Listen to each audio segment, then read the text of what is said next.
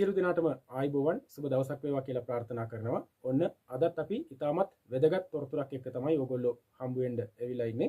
ඒ තොරතුර මොකක්ද කියලා බලන්න ප්‍රථම මගේ YouTube channel එක මෙතෙක් subscribe කරලා නැත්නම් අමතක නොකර subscribe කරලා තියාගන්න. ඒ වගේම bell icon එකත් click කරන්න අමතක කරන්න එපා. මගේ YouTube channel එකේ නම මම screen එකේ දාලා තිනවා RJ Rameez Report. RJ Rameez Report කියන YouTube channel එක අමතක නොකර subscribe කරන්න. ඒ වගේම bell icon එකත් click කරන්න අමතක කරන්න එපා. හරි, මොකක්ද මේ තොරතුර කියලා බලමු. මේ ලියුම ගැන තමයි මේ මාධ්‍ය නිවේදනය ගැන තමයි අපි කතා කරන්නේ. මම ස්ක්‍රීන් එකෙත් දාන්නම් ඒක. 2026 ජනවාරි මාසේ 8 වෙනිදා තමයි මේක නිකුත් කරලා තියෙන්නේ. මේ ගැන පහුගිය දවස්වල කතා කරන්න හිතුවත් ඒ ගැන ඒකට අවස්ථාවක් මට හම්බුනේ නැහැ. ඒ හින්දා අද අපි කතා කරමු. සුදුසුම දවසත් අද හින්දා මේ මාධ්‍ය නිවේදනය නිකුත් කරලා තියෙන්නේ අධ්‍යාපන උසස් අධ්‍යාපන සහ වෘත්තීය අධ්‍යාපන අමාත්‍යාංශයෙන් 2026 අධ්‍යයන වර්ෂය සඳහා වන අධ්‍යයන කටයුතු ජනවාරි මාසේ 5 වෙනිදා පටන් අරන් 9 වෙනිදායින් අවසන් කරලා තිබුණා తాවකාලිකව උසස් පෙළ විභාගය සඳහා.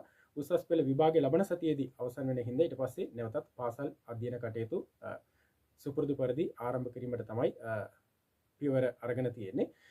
මේ කාල වකවානුවේදී ඒ කියන්නේ පහුගිය සතියේදී පාසල් ළමුන් සඳහා ප්‍රශ්නගත පොත්පත් ඇරෙන්න අනිත් සියලු පොත්පත් ලබා දීලා තිබුණා. දැන් දෙමාපියන්ට තියෙන ප්‍රශ්නේ තමයි 2026 වර්ෂය සඳහා වන මේ නිල ඇඳුම් කවදද ලබා දෙන්නේ කියලා. ඒ සම්බන්ධයෙන් තමයි මේ මාධ්‍ය නිවේදනයේ මේ ලියුමේ කියලා තියෙන්නේ. මේකේ කියලා තියෙන්නේ රජයේ පාසල්, ඒ වගේම රජයේ අනුමත පාසල් සහ පිරිවෙන් අධ්‍යාපනය ලබන සිසුන් සඳහා වන නොමිලේ ලබා දෙන නිල ඇඳුම් ජනවාරි මාසයේදී ලබා දීම සඳහා වන සියලු කටයුතු සංවිධාන කටයුතු කරලා තියෙන බවයි. ඒ අනුව චීන සමූහ ආණ්ඩුවෙන් තමයි මේ පාරත් අපිට නොමිලේ පාසල් නිල ඇඳුම් ලබා දෙන්න පියවර අරන් තියෙන්නේ. චීන සමූහ ආණ්ඩුවෙන් රෙදි මිලියන 11484ක් මේ වසරේ ප්‍රධානයක් වශයෙන් අපේ රජයට ලබා දීලා තියෙනවා. මේ රෙදි ටික නිල වශයෙන් බාර ගැනීමේ උත්සවය එහෙම නැත්නම් බාර දීමේ උත්සවය අද දිනේ පැවැත්වීමට නියමිතයි.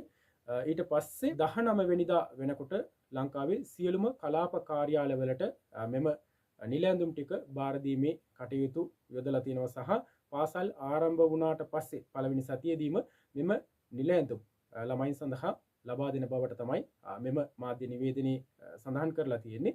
ඒ අනුව ලබන 21න් පස්සේ බොහෝ දුරට පාසල් ළමුන් සඳහා වන මෙම නොමිලේ ලබා දෙන නිල ඇඳුම් පාසල් වලින් ලබා දීමට කටයුතු කරලා තියෙනවා කියලා තමයි අධ්‍යාපන උසස් අධ්‍යාපන සහ වෘත්තීය අධ්‍යාපන අමාත්‍යාංශයෙන් මෙම මාධ්‍ය නිවේදනයේ ඔස්සේ සඳහන් කරලා තියෙන්නේ. එතකොට 21න් පස්සේ ඔයගලන්ට මේ නොමිලේ ලබා දෙන නිල ඇඳුම් ලබා ගැනීමේ අවස්ථාව තියෙනවා කියන එක කියන්න තමයි අපි මේ වීඩියෝ එක අරන් ආවේ. ඒ හින්දා මේ වගේ ගොඩක් ප්‍රයෝජනවත් වැදගත් තොරතුරු අපි ඉදිරියේදීත් ඔයගලන්ට ලබා දෙන්න බලාපොරොත්තු වෙනවා. ඒ හින්දා අමතක නොකර මගේ YouTube channel එක subscribe කරලා තියාගන්න. ඒ වගේම අමතක නොකර bell icon එකත් click කරලා තියාගන්න. එතකොට අපිට ගොඩක් තොරතුරු වැදගත් තොරතුරු පුවත් මෙහෙම දැනගන්න පුළුවන් වෙයි. බොහොම ස්තුතියි.